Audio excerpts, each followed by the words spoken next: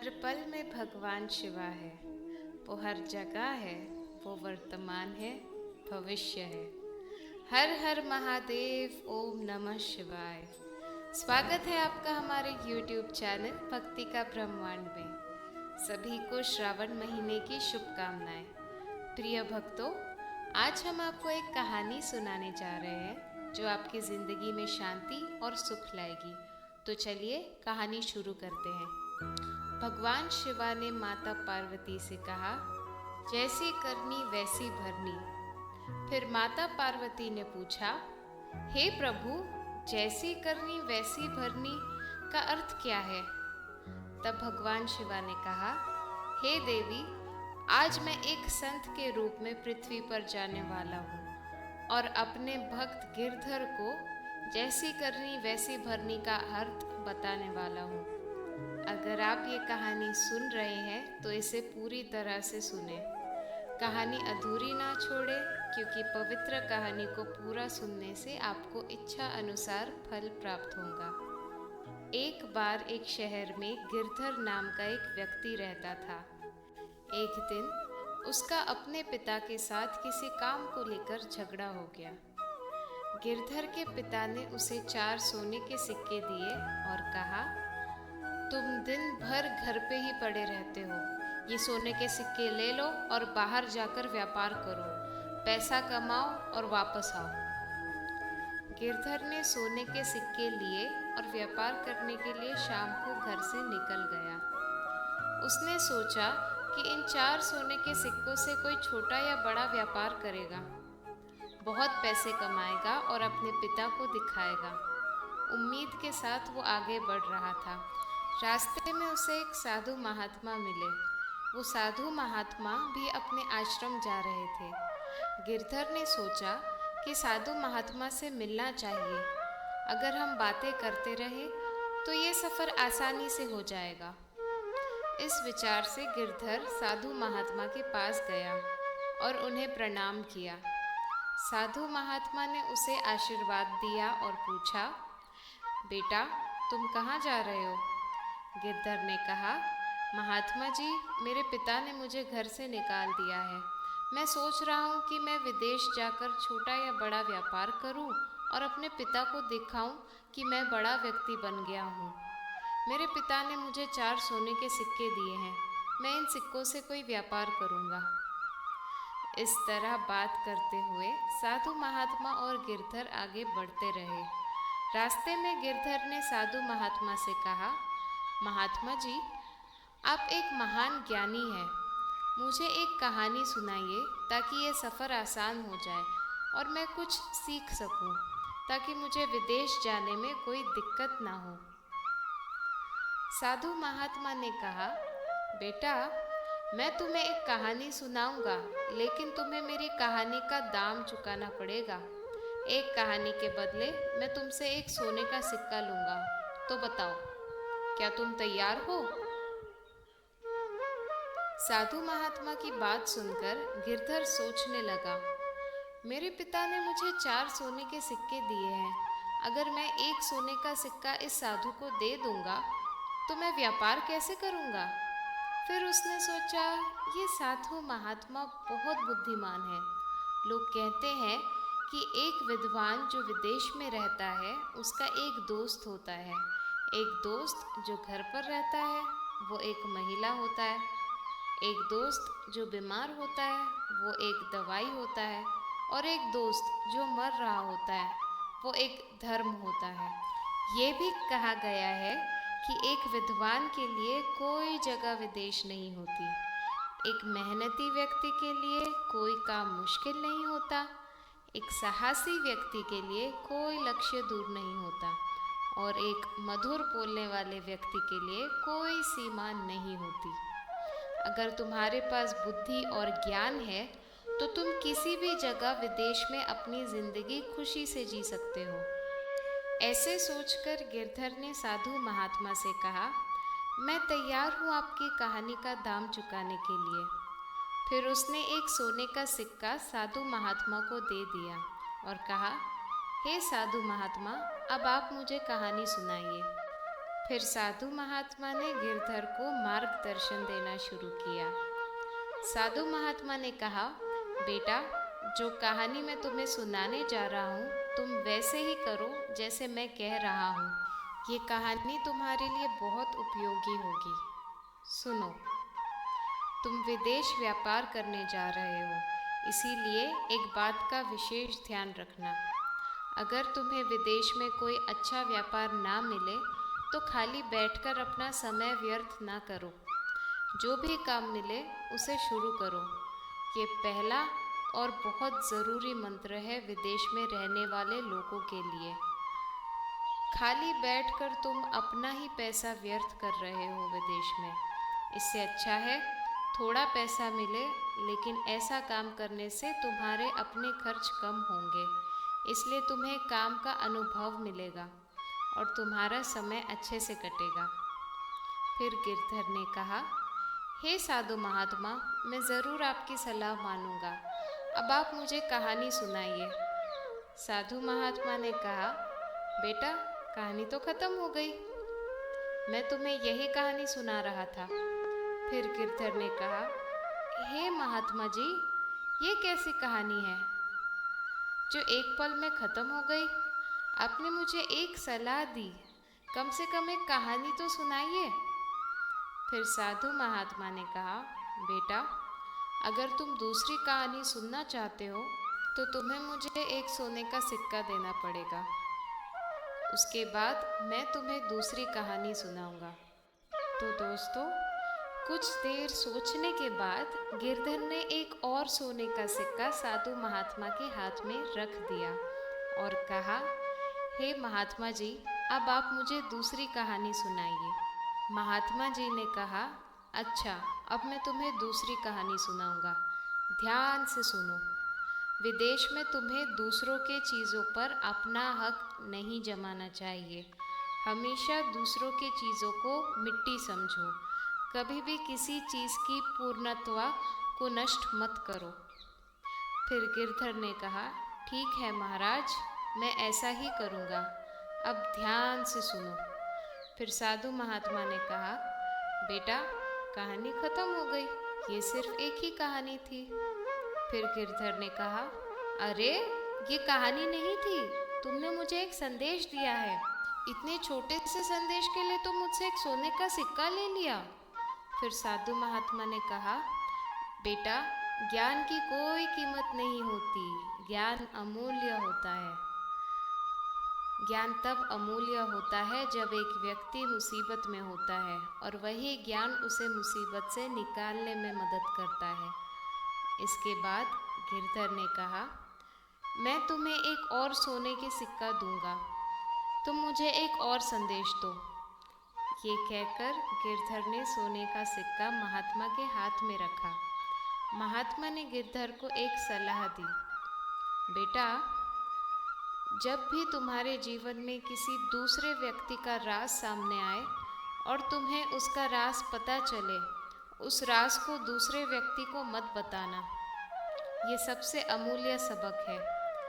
गिरधर ने महात्मा जी की ये सलाह समझ ली। फिर गिरधर ने सोचा, अब मेरे पास सिर्फ एक सोने का सिक्का बचा है। मैं इस एक सोने के सिक्के से व्यापार कैसे करूँगा? चलो, इस सोने के सिक्के को साधु महात्मा जी को दे देता हूँ और उनसे एक और सलाह ले लेता हूँ। ये सोचकर गिरधर ने चौथा सोने का सिक्का साधु महात्मा के हाथ में रख दिया और कहा, महात्मा जी, अब मुझे एक और सलाह दीजिए। महात्मा जी ने कहा, ठीक है बेटा, मैं तुम्हें चौथी सलाह दूंगा और ये सलाह जीवन के लिए बहुत अमूल्य है। हमेशा इस सलाह को याद रखना। जब रास्ते में कोई तुम्हें प्यार से बुलाए और बैठने को कहे, तो चाहे कितना भी महत्वपूर्ण काम हो, तुम उस व्यक्ति के साथ 2 मिनट ज़रूर बैठो। 2 मिनट उस व्यक्ति के साथ बैठने के बाद तुम्हें बहुत सारे काम मिलेंगे। गिरधर ने कहा, महात्मा जी, आपकी सलाह सच में बहुत अमूल्य है। अब मेरे पास और पैसा नहीं है, वरना मैं आपसे और 2-3 सलाह ले लेता। तब महात्मा जी ने कहा, कोई भी व्यक्ति बिना शिक्षा की कीमत समझे सलाह नहीं लेनी चाहिए। फिर भी अगर तुम कह रहे हो तो मैं तुम्हें एक सलाह दूंगा जिसका मैं तुमसे कुछ भी कीमत नहीं लूँगा। और ये सलाह है कि विदेश में किसी दूर की महिला पर विश्वास नहीं करना चाहिए। कोई भी दूर की महिला के बारे में ये नहीं कह सकते कि उसके मन में क्या है, उसके दिल में क्या है। दोस्तों, ये 5 सलाह देकर साधु महात्मा ने कहा, बेटा, हमारा संबंध इतना ही था। मेरा आश्रम पास में है और अब मैं अपने आश्रम की तरफ जा रहा हूँ। ये कहकर साधु महात्मा अपने आश्रम की तरफ चल दिए। गिरधर वहाँ से आगे बढ़ा, लेकिन उसके दिमाग में एक विचार था कि साधु महात्मा ने मुझसे 4 सोने के सिक्के लेकर ये 5 सलाह दी है। एक साधु की कमाई का पैसा क्या होता है? एक साधु हमेशा बिना लालच का होता है। वो पैसा और धन को त्याग करके साधु बनता है। फिर उस साधु महात्मा ने मुझसे सोने के सिक्के क्यों लिए? जब मैं अपने शहर वापस जाऊंगा तो मैं ज़रूर साधु महात्मा से इसके बारे में पूछूंगा। फिर उसने सोचा कि जो भी हो, साधु महात्मा की ये 5 कीमती सलाहें बहुत महत्वपूर्ण है। मैं हमेशा इन्हें याद रखूंगा।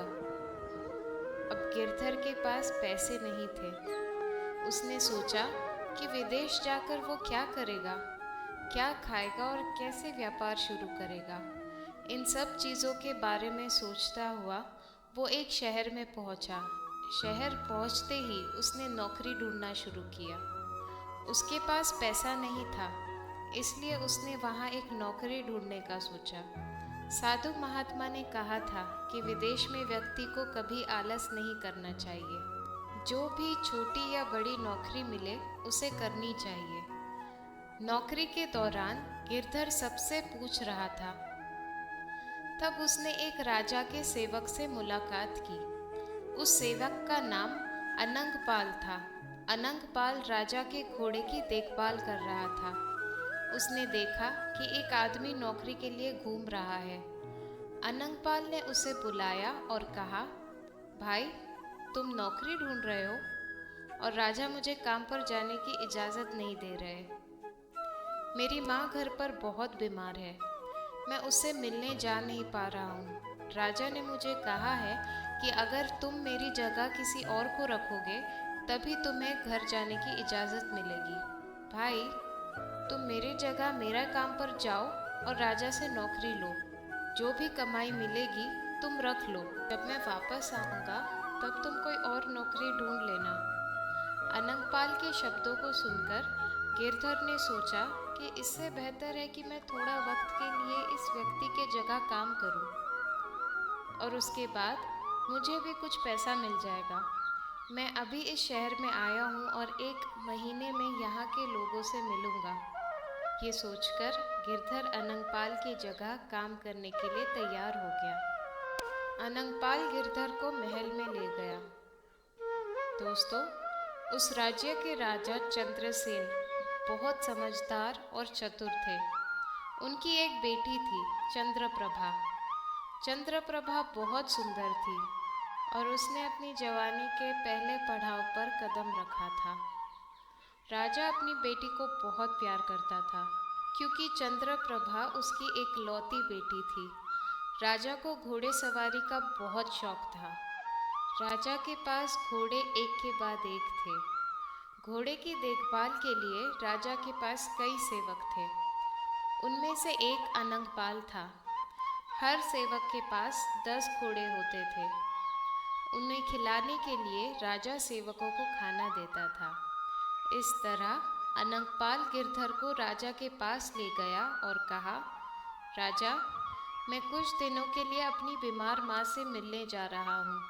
जब तक मैं वापस नहीं आता ये व्यक्ति मेरी जगह पर काम करेगा। इनका नाम गिरधर है। ये एक मेहनती और ईमानदार व्यक्ति है। मुझे आपकी इजाज़त चाहिए।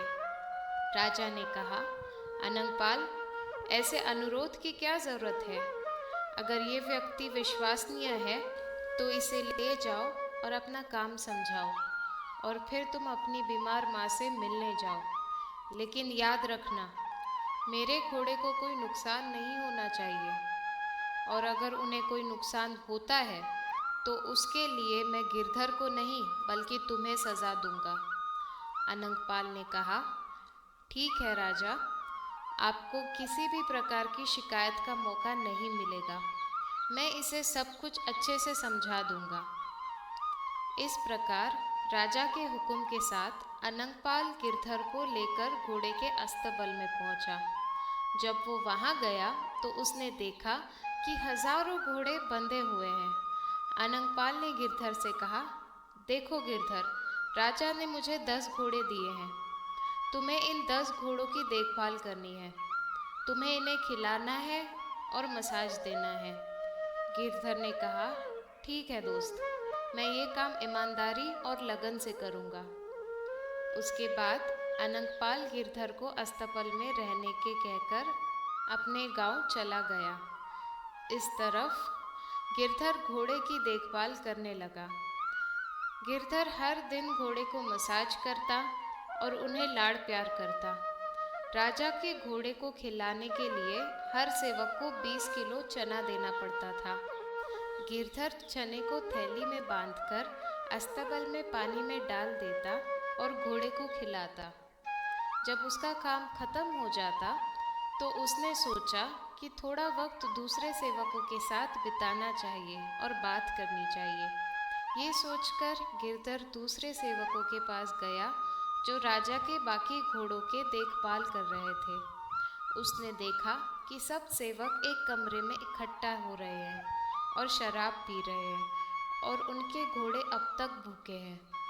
तब गिरधर ने कहा, अरे भाई, तुमने अपने घोड़े को अभी तक नहीं खिलाया और तुम शराब पी रहे हो।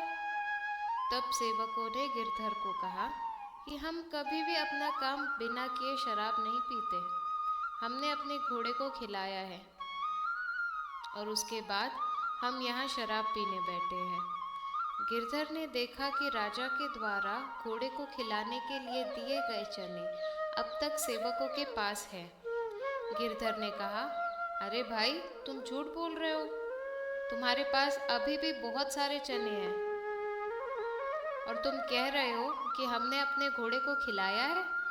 तब सेवकों ने कहा कि चने घोड़े को खिलाने के लिए नहीं है, हम उन्हें बाजार में बेचकर शराब की व्यवस्था करते हैं। फिर गिरधर ने पूछा, तो तुम घोड़े को क्या खिलाते हो?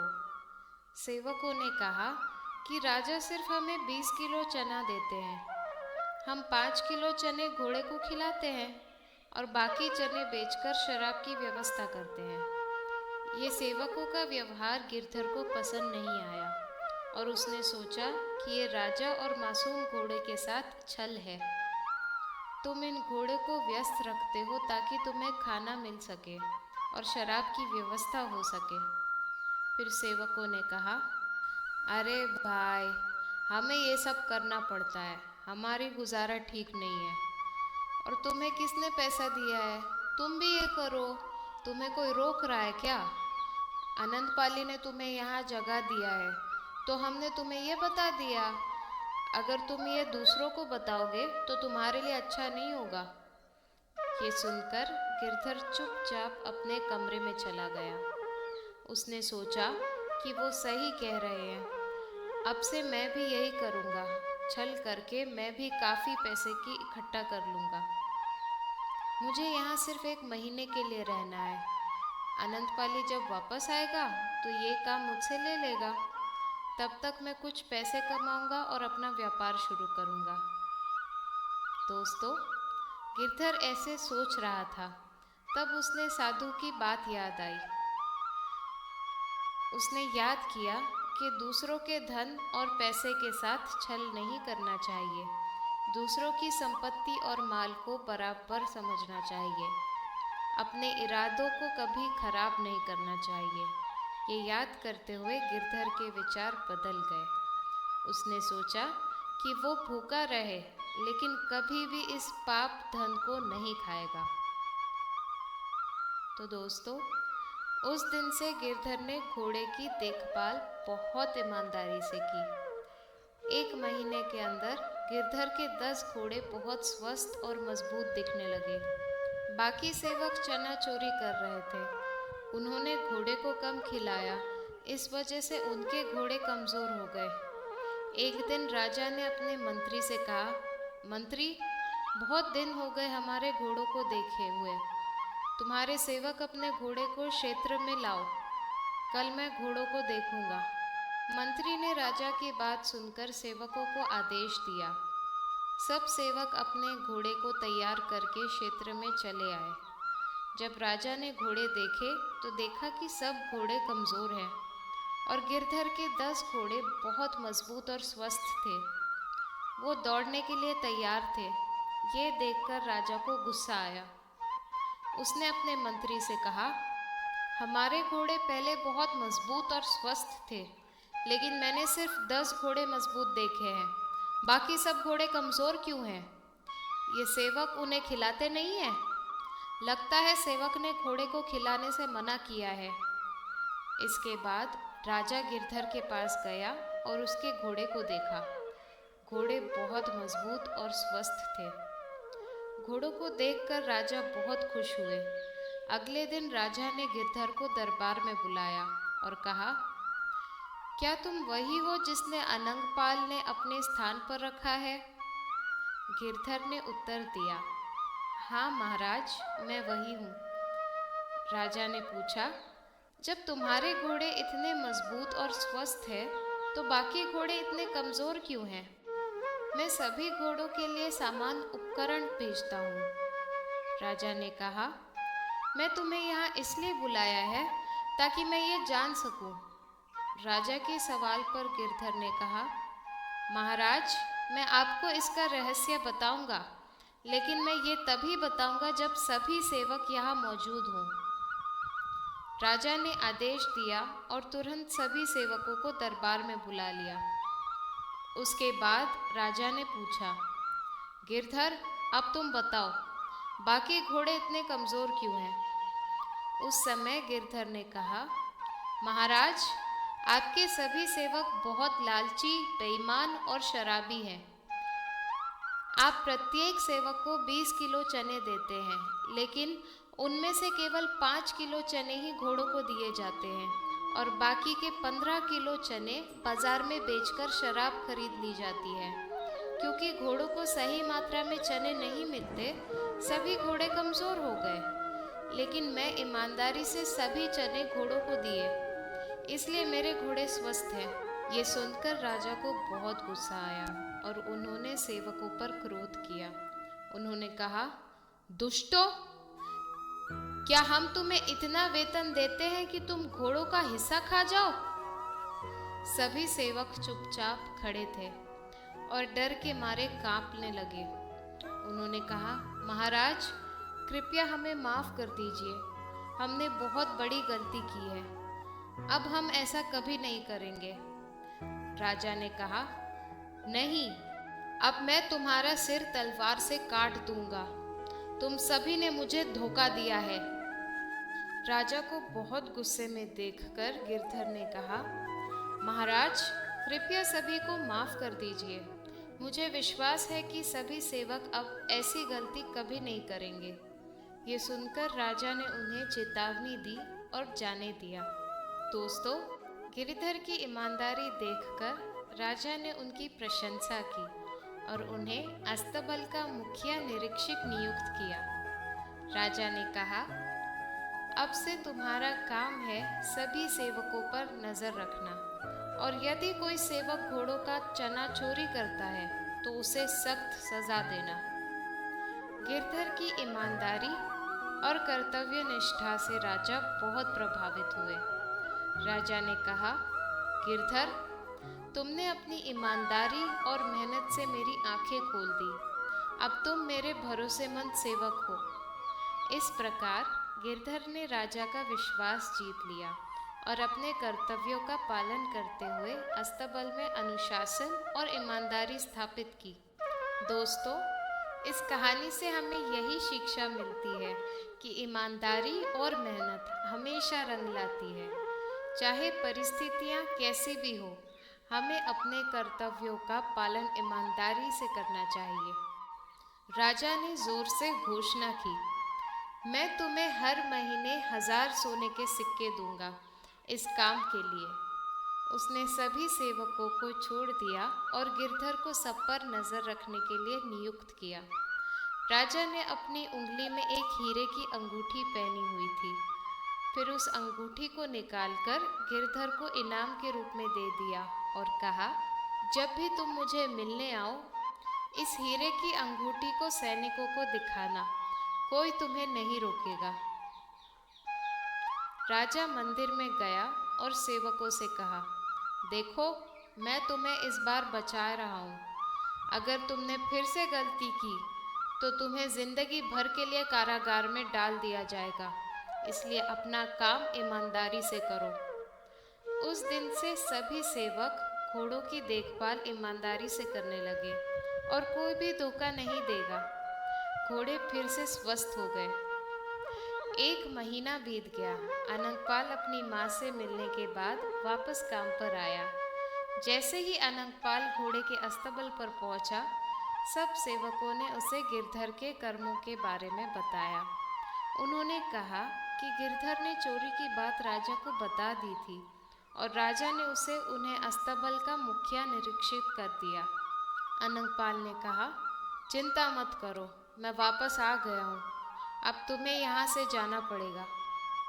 सेवक कहने लगे, नहीं भाई, तुम यहाँ नहीं जाओगे। राजा ने हमें संभालने के लिए उसे नियुक्त किया है। फिर अनंगपाल गिरधर से मिलने गया। गिरधर अपने कमरे में आराम कर रहा था। अनंगपाल को देखकर गिरधर बहुत खुश हुआ और कहा, दोस्त, तुम आ गए। तुम्हें देखकर मुझे बहुत खुशी हुई।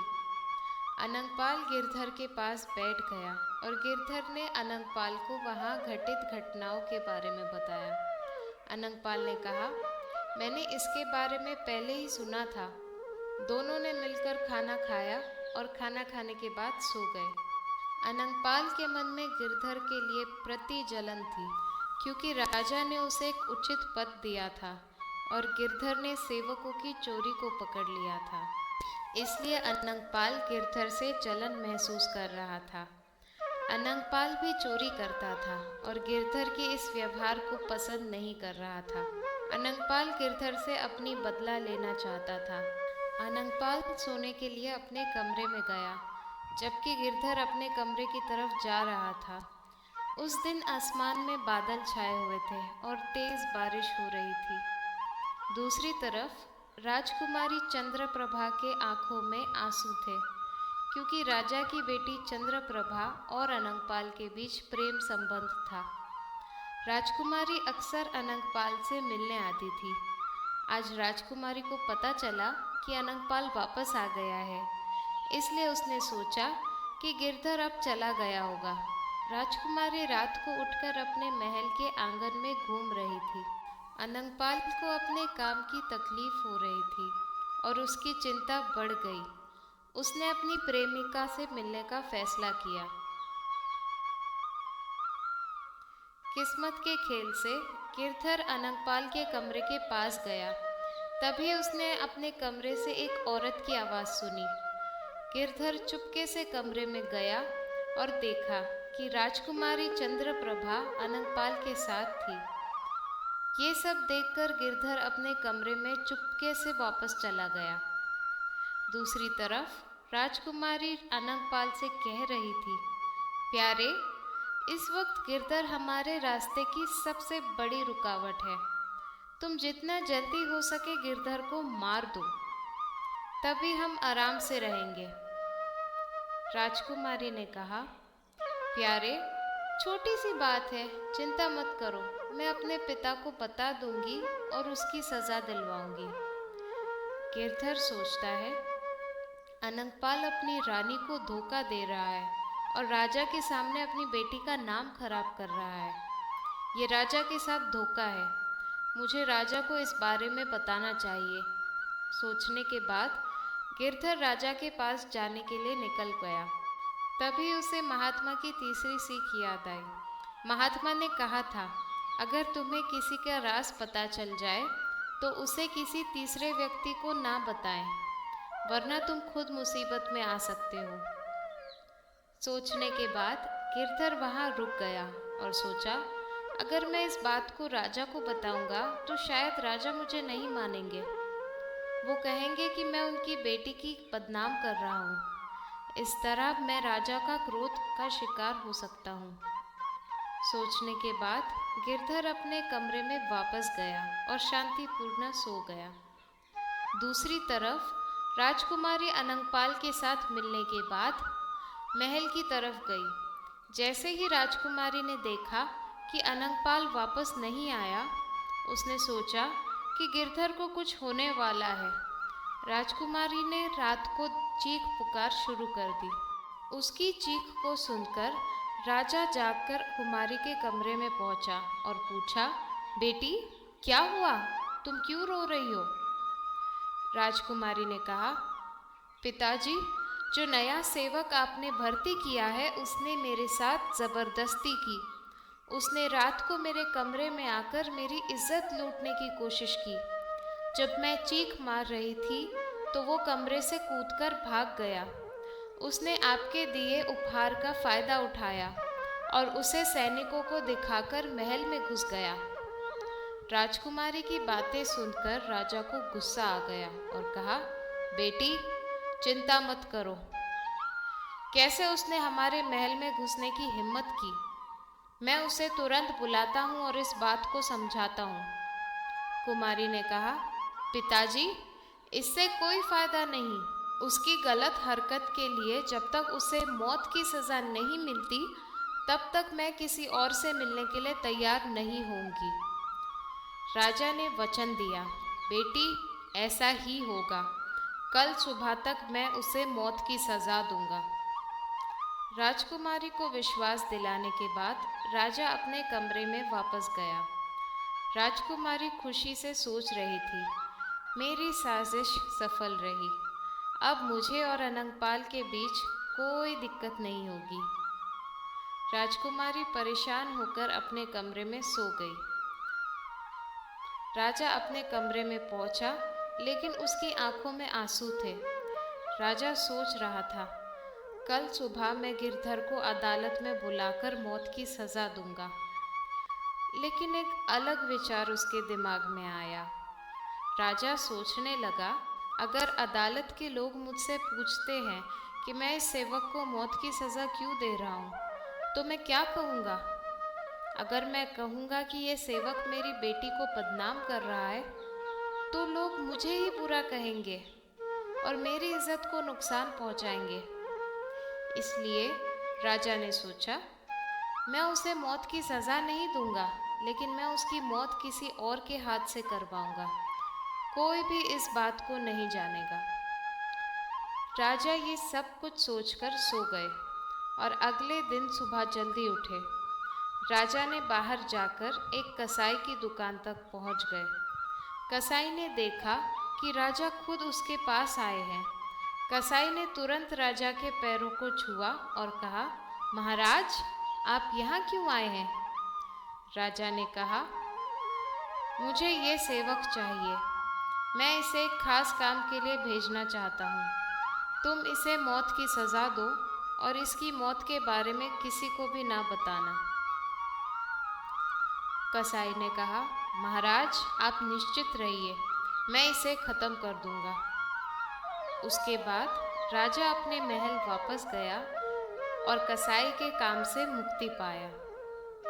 दूसरी तरफ राजकुमारी अपनी खुशी के पलों को आनंद ले रही थी और अनंगपाल के साथ मिलने की तैयारी कर रही थी। राजकुमारी खुशी से कह रही थी, मुझे बहुत सुख हुआ, नए सेवक के साथ ऐसा कुछ होने वाला है।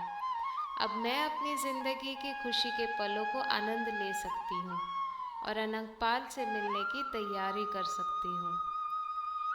लेकिन जब राजा को ये सब पता चला, उसकी आंखें खुल गई। उसने देखा कि उसकी बेटी ने एक निर्दोष व्यक्ति गिरधर पर झूठा आरोप लगाया था और उसे मारने की योजना बनाई थी। राजा ने गुस्से में अपनी तलवार निकाल ली और अपनी बेटी से कहा, सच सच बताओ कि तुमने गिरधर को फंसाया। ये तुम्हारी योजना थी। सच सच बताओ वरना मैं तुम्हारा सर काट दूंगा। राजकुमारी ने सब कुछ सच सच बता दिया। राजा को ये सुनकर बहुत दुख हुआ कि उसने अपने सिर को पकड़ लिया। उसकी आंखों में अंधेरा छा गया। राजा को समझ आया कि वो एक निर्दोष व्यक्ति को मारने जा रहा था अपनी बेटी के लिए। राजा ने कहा, मैं क्या कर रहा था? मैं अपनी झूठी बेटी के लिए एक निर्दोष व्यक्ति को मारने जा रहा था। भगवान, आपने मुझे बचाया। कृपया मुझे माफ कर दो। राजकुमारी ने देखा कि राजा उसे माफ नहीं कर पा रहा था। उसने तलवार उठाई और अपने पेट में मार दी और कहा, पिताजी, कृपया मुझे माफ कर दो। मैं एक निर्दोष व्यक्ति को मारने की कोशिश की। भगवान ने मुझे मेरे कर्मों की सजा दी। कृपया मेरे प्रेम को मुझसे मत छीनो। ये कहकर राजकुमारी ने अपनी जान दे दी। राजा को बहुत गुस्सा आया और उसने अपना जुर्म स्वीकार किया। अगले दिन राजा ने कहा, मैं अपना राज्य छोड़ रहा हूँ। अब मैं राजा कहलाने के लायक नहीं हूँ। तुम्हारा राजा गिरधर होगा। राजा के फैसले को सुनकर सभी मंत्री चकित रह गए। उन्होंने राजा को समझाने की कोशिश की, लेकिन राजा ने अपना फैसला ले लिया। उसने सिंहासन गिरधर को सौंप दिया और वन में भगवान की आराधना करने चला गया। सभी ने गिरधर को अपना राजा स्वीकार कर लिया। नए राजा के रूप में गिरधर ने राज्य का शासन संभालना शुरू कर दिया। कहा जाता है कि अगर किस्मत में राज करना लिखा हो तो इंसान नरक से भी राजा बन सकता है। बिना किसी कारण के हमें किसी पर दोष नहीं लगाना चाहिए, वरना भगवान के दंड का सामना करना पड़ता है। दोस्तों, गिरधर अब राजा बन गया था, लेकिन उसके दिल में एक चिंता थी।